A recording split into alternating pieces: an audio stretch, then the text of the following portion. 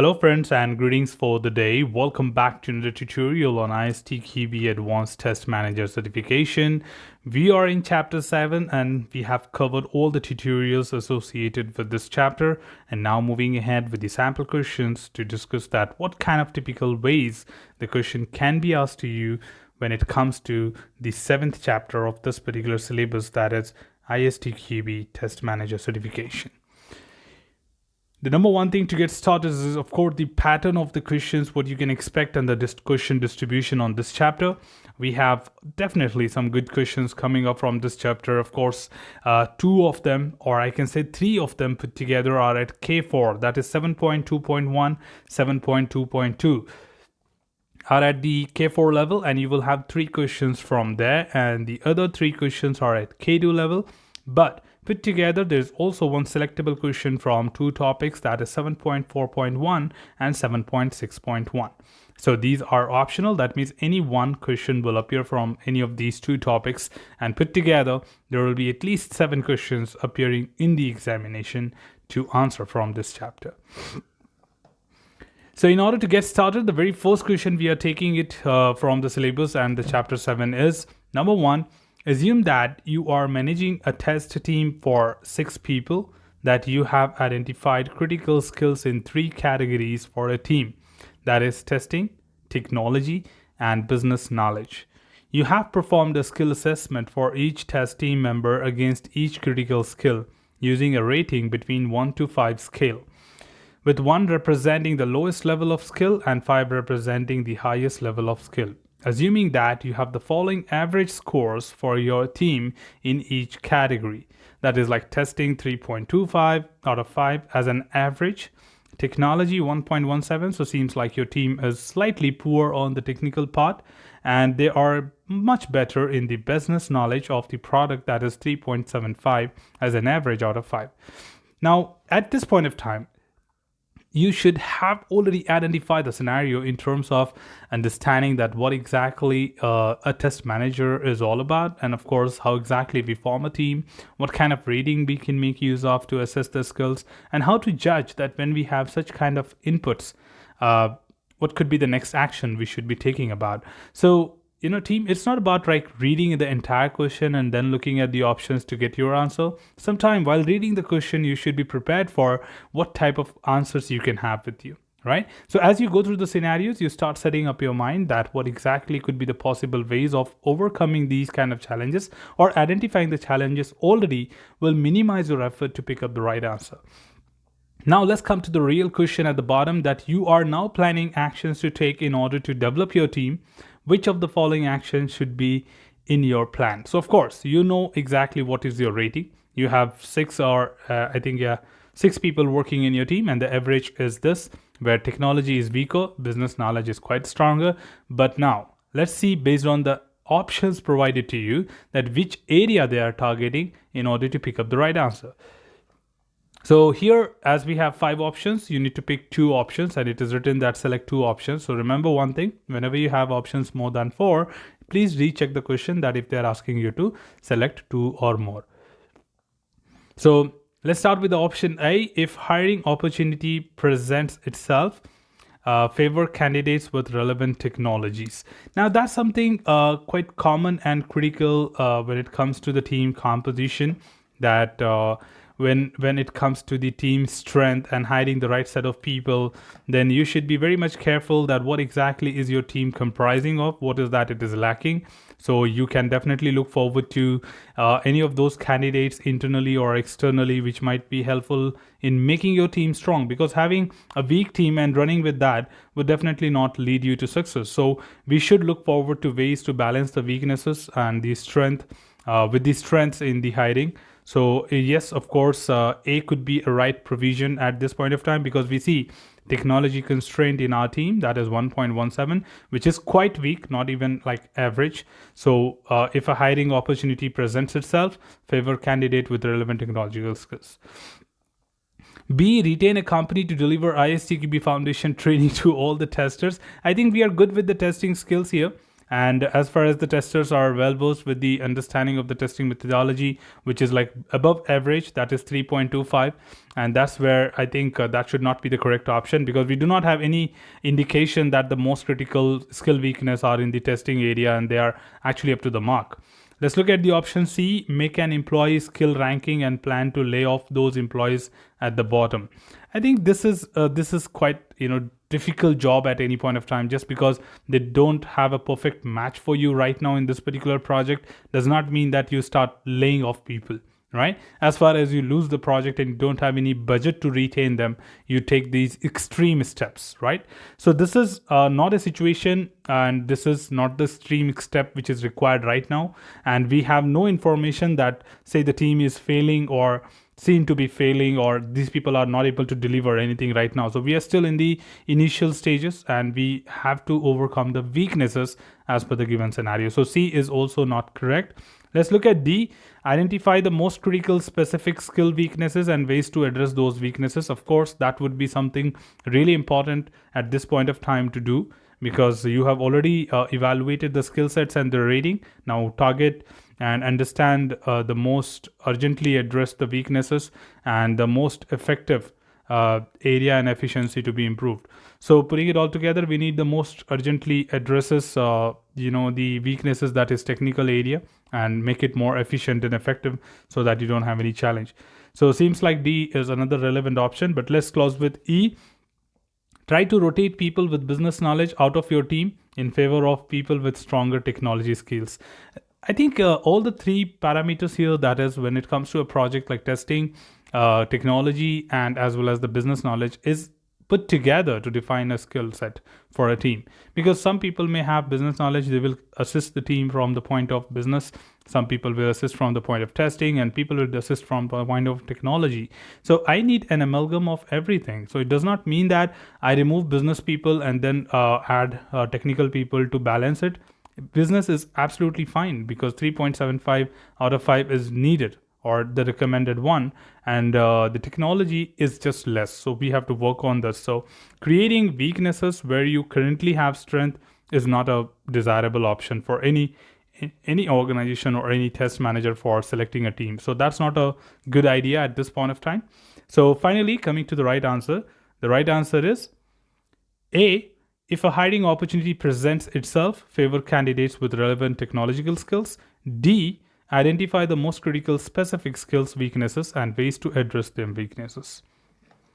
Let's move to the next question, which is again quite similar to the same thing and have a different flavor of it.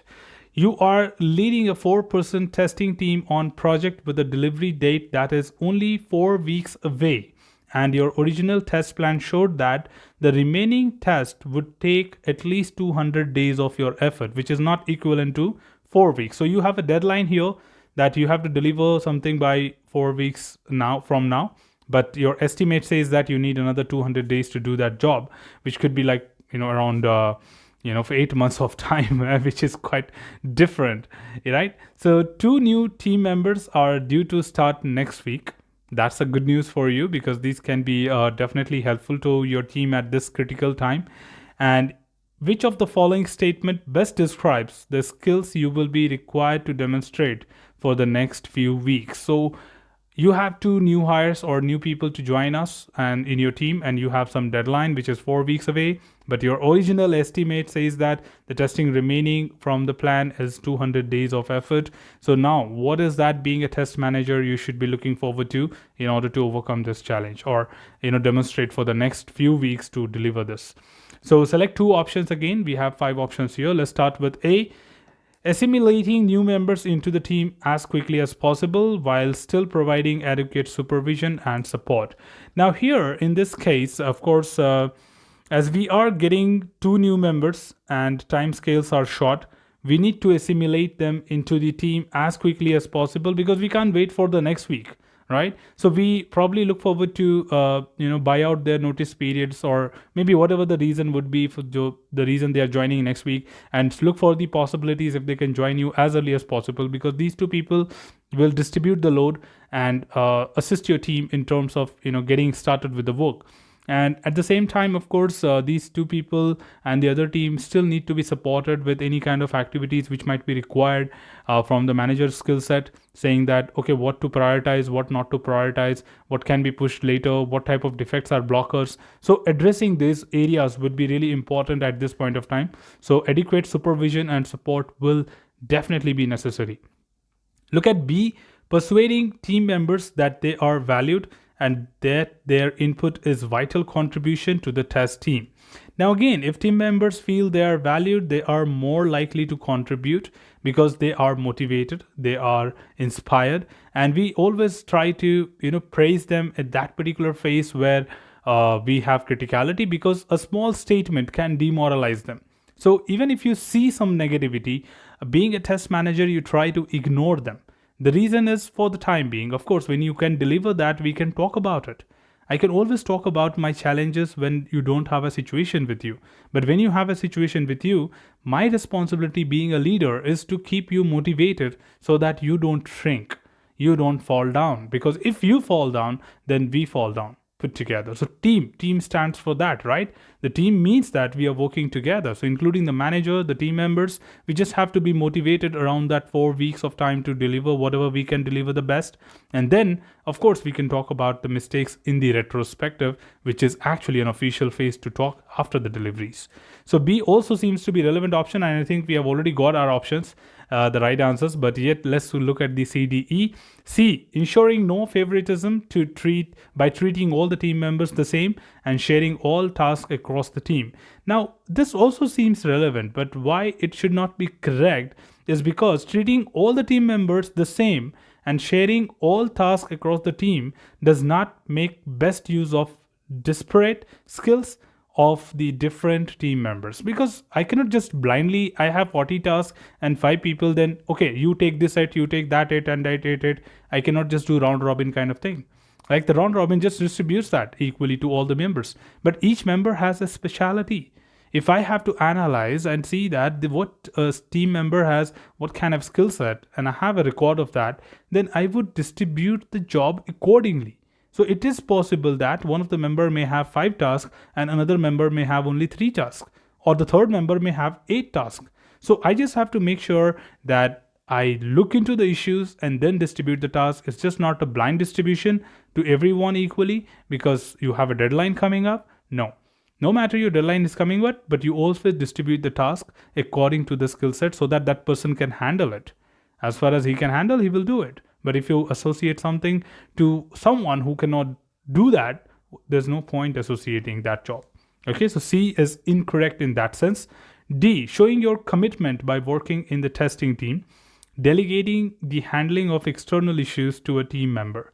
Now, that's also a little incorrect in terms of like as a team leader, you have different responsibilities. You just can't get into the team and start taking the jobs what the testers are doing and than the team members. So it is really important, or it is better use of your time to manage and then the team to take the responsibility of testing the activities. Just because we are getting entry in terms of like the deadlines, we does not mean that the managers and vice presidents and directors come to you and start doing your job, right? That's not a part of the hierarchy. You have a different role. You have a different responsibility. If you become a tester, then of course, who will manage you and your team? So you will be involved with your regular activities and you won't have the tracking skills and controlling skills, negotiation skills. Those all will go into waste. So this is, again, not much relevant or not recommended compared to the right situation right now. Look at the option E, closely managing the test teams, only assigning individuals new tasks when they finish their last one. Now that also seems certainly correct, but what makes it wrong? It is better practice to provide more autonomy to the testers and allow them to manage their time more efficiently rather than you deciding when this finishes and what happens and next. So you can actually give them the freedom that take up the task which you think can happen simultaneously, because they know the concept better. They have been working from scratch, so they will realize, okay, there are certain things which are associated with that, so they can simultaneously take up some two activities. But if you get into the close monitoring of this, they may feel a little uncomfortable, and they may lead into mistakes and a lot many other things. So this is not a appropriate option at this point of time compared to the other two options which we selected. So the right answer here is A. Assimilating new members into the team quickly while still providing adequate supervision and support. B. Persuading team members that they are valued and that their input is vital contribution to the team effort. Let's look at the next question and the last question of this chapter. Number 3, you have been recently appointed as the test manager working on a large web-based project that currently is not meeting customer expectations. You have become aware that the testers are unhappy and that the retention rate is low, with testers leaving for other jobs on a regular basis. That's a very common and typical scenario. If you look at this, that is, any one of you can face this challenge, that you recently joined an organization and you saw that the team is not happy and people are actually leaving the job, and you really have some product status where customers expectations are not met. That means the requirements are not met. So which of the following situation is most likely to be demotivating the testers? What do you think would be demotivating the testers here? That means it's just the negative statement is what you have to pick up as the right answer and select one option here. A. There appears to be mutual respect between the testing team members and the web developers. I think that's absolutely not, because if there are mutual respect provided to them, this is a motivating behavior. But in this terms, the statement what is mentioned, it actually turns to be positive and does not demotivate a tester at all. Because if you get equal respect in an organization compared to the developers as a tester, then of course you are highly motivated, not demotivated. So we are looking for the option which demotivated them to leave the job. So let's look at the option B. The testers' bonus payments are aligned with the perceived quality of delivered web services.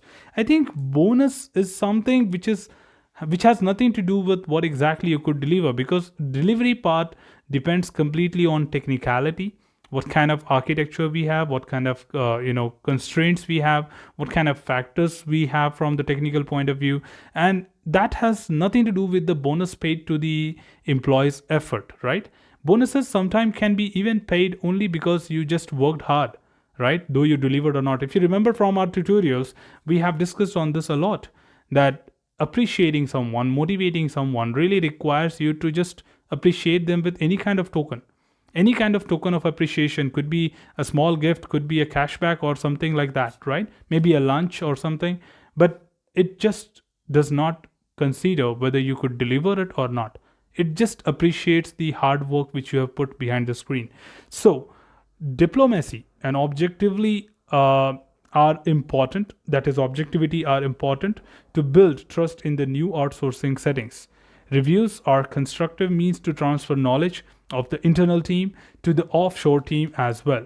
So here I can definitely not target this where I think I just went wrong with that. So aligning testers' bonuses with delivering quality can be demotivating, as the testers have an indirect impact on delivered quality. And in this scenario, the deliverable is not meeting customer expectations, so it probably perceived to be a low quality. So that's the reason things would have been happening and the people are quitting the job. So this seems to be more relevant in this scenario. Let's look at C. The testers have been given increased responsibility and are expected to manage their own time, right? So I think this is motivating behavior, because testers have been given increased responsibility, that's fine, but are expected to manage their own time. Like the way you think you can do it, maybe not in the regular hours, but after some breaks or something you can do it. So the way you feel comfortable to take it up, you take it up. But of course, they have been associated with some responsibility, which is like a motivational step that you given with more rights compared to others. So these are add-ons which you get. So this is again a motivating feature of this, but not demotivating. D. Managements are providing visible recognition for the work being done by the tester. Again, if you are being recognized for the work by the tester or by you, then it is completely motivating. It does not demotivate anyone. So here in our case, the right answer is B. the tester bonuses payments are aligned with the perceived quality of delivered web services, which is inappropriate and definitely can lead into the demotivation of the testers and quitting the jobs from your organization. Well, that was all we had from this particular session and this tutorial to talk about the sample questions of this particular chapter. So that's all from this particular tutorial, team. Should you have anything else, feel free to comment below. I'm always there to address your queries and answer them well. Till then, keep learning, keep exploring, keep understanding the context. Thanks for watching the video, team, and happy learning.